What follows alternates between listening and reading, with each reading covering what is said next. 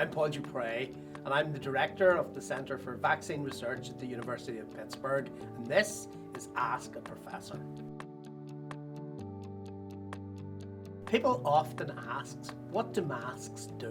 Well, we know that masks are not 100% effective at protecting the spread of the virus, but they work really well to limit transmission. So before we had vaccines, we used masks, socially distanced, made sure that we didn't come in contact with so many people. Then the vaccines come along, we get vaccinated, and the question then is, do we throw away the masks and never wear them again? Well, that's not a very practical way of thinking, because even though the vaccines work, it doesn't stop the person getting infected with the virus. So masks, whenever there's a large amount of virus circulating in the community, help reduce transmission. So at the University of Pittsburgh, for example, whenever there's high levels of transmission in the community as prescribed by the CDC, the decision of our university is that we put on masks, not to completely abolish the transmission, but to limit the transmission. And that's where people make different judgment calls. Of course, in the university, whenever it's high, we wear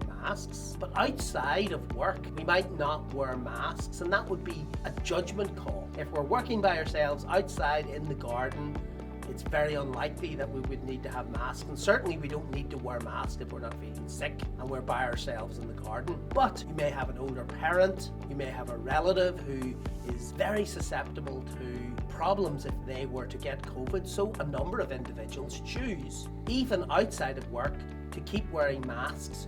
Why?